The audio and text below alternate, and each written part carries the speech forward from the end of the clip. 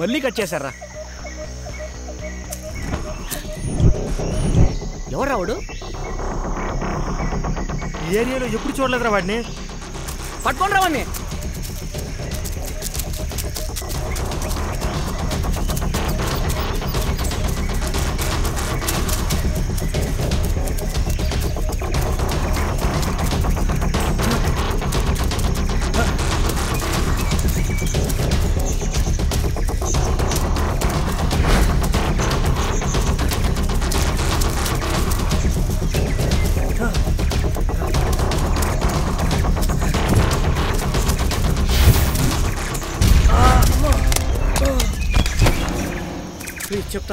నేను చెప్తాను సార్. నేను డాక్యుమెంటరీస్ చేస్తుంటాను. ఒకరోజు నేను నా ఫ్రెండ్ ఇద్దరం కలిసి ఈ ఎస్టేట్ గురించి పేపర్లో చదివాం. నా ఫ్రెండ్ ఒంటరిగా ఈ ఏరియాకి డాక్యుమెంటరీ చేయడానికి వచ్చాడు. ఇక్కడ ఏం జరిగిందేమో కానీ నా ఫ్రెండ్ దారుణంగా చనిపోయాడు. అసలు ఇక్కడ ఏం జరుగుతుందో తెలుసుకుందామని నేను వెళ్ళి ఎస్టేట్ వాళ్ళని కలిసా.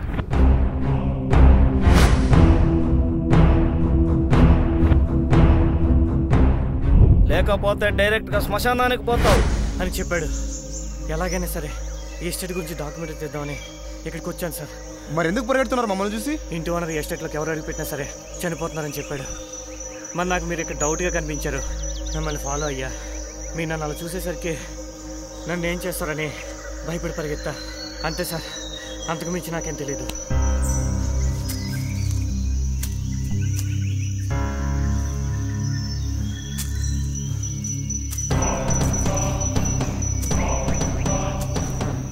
ఫోన్ చేసి ఎస్టేట్ గురించి అడిగితే సారీ రాంగ్ నంబర్ అని ఫోన్ కట్ చేస్తున్నాడు.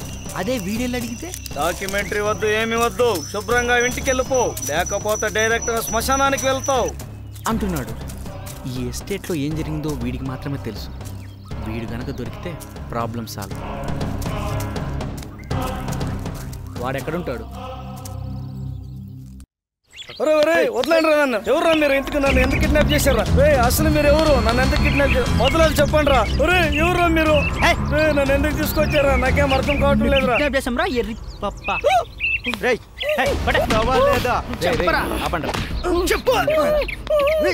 ఎంత కొట్టిన ఇప్పడం లేదురా. నాకు తెలిసి ఇప్పుడు ఐఎస్లో ట్రైన్ అప్ అయింటారా. రౌండ్ వేసుకుందామా? చెప్పరా నువ్వు. నీ ఏదో పంది మొహం వేసుకొని నోట్లో స్పాంజ్ పెట్టి చెప్పు చెప్పు అంటే ఎలా చెప్తారా? అవునరా, లాజిక్ కరెక్టే. ఏం బతుకురా. సారీ మామా, ఇప్పుడు నోట్లో గుడ్డ తీసాం కదా, ఇంకో రౌండ్ వేద్దామా? ఆపరా బాబు ఆపరా. నీ ఏదో క్యాబేజ్ మొహం వేసుకొని ఆపండ్రా ఆపండ్రా. చూడండి భయ్య, అసలు మీరు ఎవరు? నన్ను ఎందుకు కిడ్నాప్ చేశారు? ఫస్ట్ అది చెప్పండి రా బాబు. అసలు వీళ్ళు నిన్ను ఎందుకు కిడ్నాప్ చేశారో చెప్పలేదా? వచ్చినప్పటి నుండి ఆ ముద్రాశ సచ్చినాళ్ళు చెప్పు చెప్పు అని గొడ్డు బాదినట్లు బాగుతాడారే తప్ప ఏమైందని చెప్పలేదు బాబు. చెప్పరా చెప్పు. ఇంటాను కదా నువ్వు అని చెప్పు. పార్తాయ ప్రతిపూజితాయ అని శ్లోకంతో మొదలుపెట్టి భగవద్గీత చెప్పినట్టు చెప్తారా నీకు? అది కూడా కనుక్కోలేవా నువ్వు? ఇలా కొట్ట అంటే నీ మొహం చిట్లి డాక్టర్ని ఫేస్ మనిషిపై చేసి 6 నెలలు పట్టుద్ది రే. ఆపరా.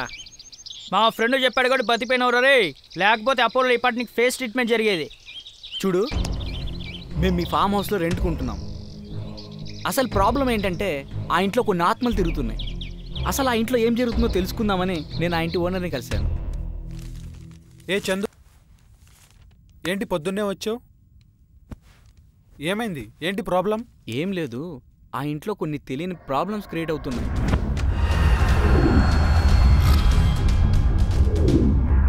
ఆ ఇంట్లో దయ్యాలు ఉన్నాయి బాబు.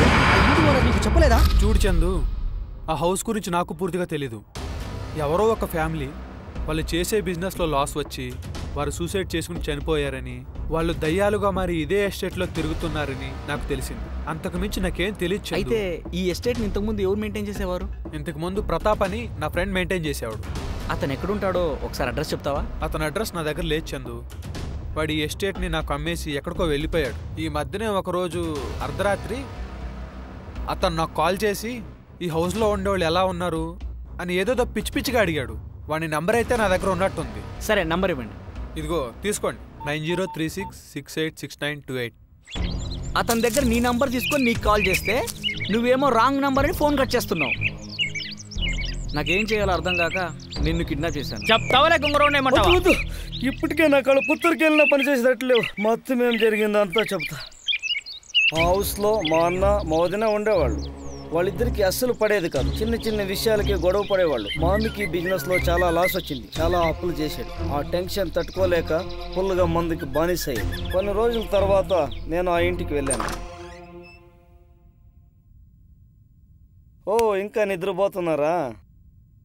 వదినా, ఇంత టైం అయినా ఇంకా పడుకొని ఉన్నారేంటి? వదినా, వదినా, వదినా, వదినా, ఏమైంది? వదినా, వదినా, ఏమైంది? వదినా,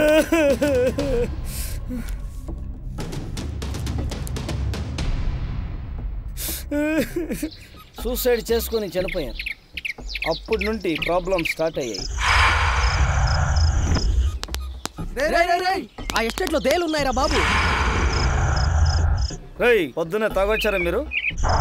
తాగి రావడం ఏంట్రా, మేము కల్లారా చూసారా బాబు. ఏయ్, మీకేం పని పాటలేదా? వెళ్ళండి రా, వెళ్ళండి. మీరు మీ వాళ్ళకు మంచోళ్ళు దొరికారు కదరా నాకు. వెళ్ళండి రా. చనిపోయిన మా అన్న వదిన ఆత్మలు ఆ ఎస్టేట్లో తిరుగుతున్నాయని పుకారు లేపారు. కానీ నేను అలాంటివేమీ పట్టించుకోలేదు. ఆ తర్వాత ఆ హౌస్ను ఒక ఫ్యామిలీకి రెంట్కి ఇచ్చాను.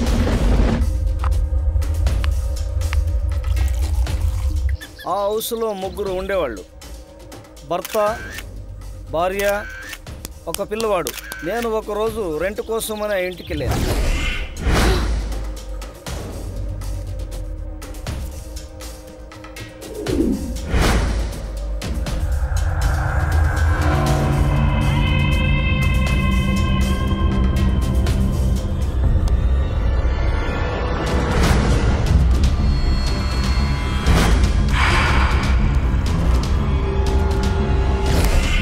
ఆ అమ్మాయి చెప్పిన విషయాలు నేను నమ్మలేకపోయాను. 4-5 రోజుల నుండి ఎవరు ఇంట్లో నుంచి బయటికి రాలేదు. ఏమైందో అని అనుమానం వచ్చి నేనే ఆ ఇంటికి వెళ్ళా.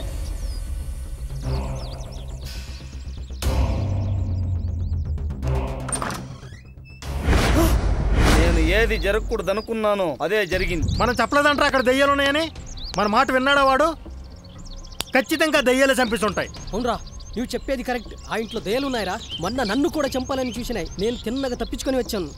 ఆ ఇంట్లో అడుగు పెట్టడం అంటే బ్రతికి ఉండగానే శ్మశానంలోకి అడుగు పెట్టినట్టేరా. ఆ హౌస్ గురించి తెలిసిన వాళ్ళు ఎవరు ఆ హౌస్లోకి రెంట్కి రాలేదు. ఆ ఇంట్లో దయ్యాలున్నాయని.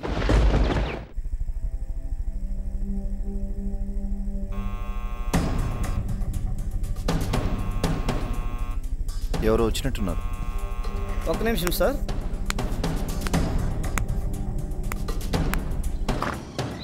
ఎవరప్ప నువ్వు? టూలెట్ పెట్టారు కదా సార్. ఇప్పుడే వస్తాను.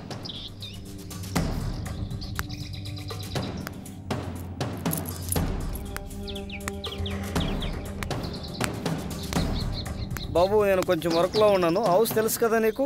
తెలుసండి. ఆ హౌస్ చూసి వచ్చాయి, సరేనా? ఇదిగోకి. Okay sir.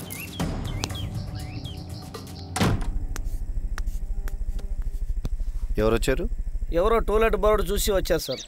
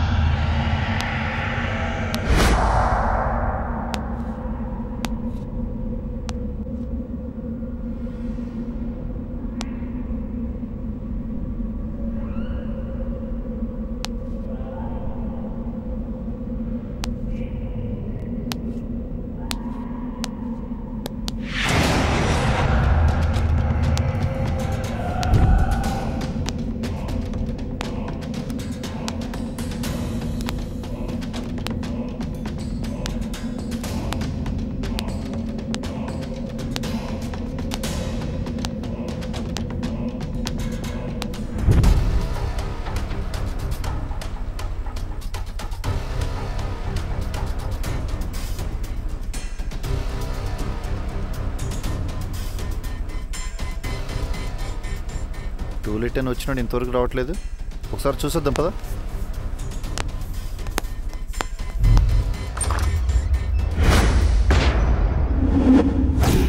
ఆ హౌస్ని చూడ్డానికి వెళ్ళిన వ్యక్తి ఇలా చనిపోవడంతో ఆ హౌస్కి రెంట్ కాదు కదా, ఆ హౌస్ని చూడ్డానికి కూడా భయపడేవాళ్ళు. చాలా మంది నా ఫ్రెండ్స్, బయట వాళ్ళు ఎవరైనా సరే అడుగు పెట్టినోళ్ళు చనిపోతున్నారు. చాలా రోజులు ఆ హౌస్ ఖాళీగానే ఉంది. ఒక రోజు నేను ఒక్కడినే ఇంట్లో కూర్చొని ఆలోచిస్తూ ఉన్నాను.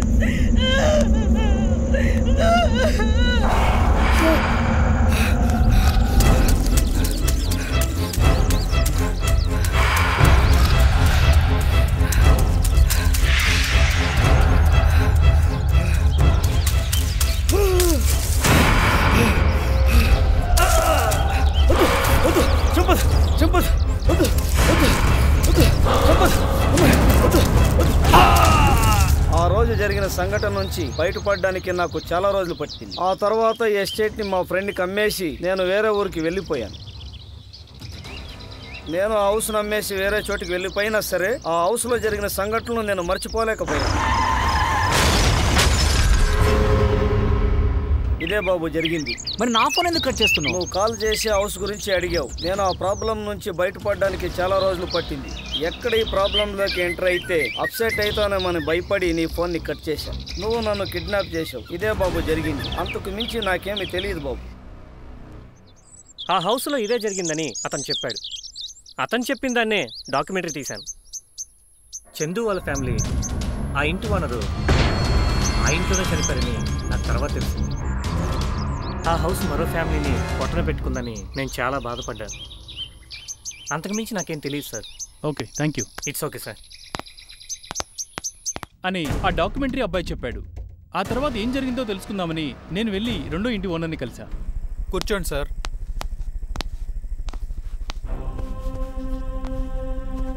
సార్, ఆ హౌస్ గురించి వాళ్ళు వీళ్ళు అది ఇది అని చెప్తుంటే విన్నానే కానీ ఆ హౌస్లో ఏం జరిగిందో నాకు పూర్తిగా తెలియదు సార్.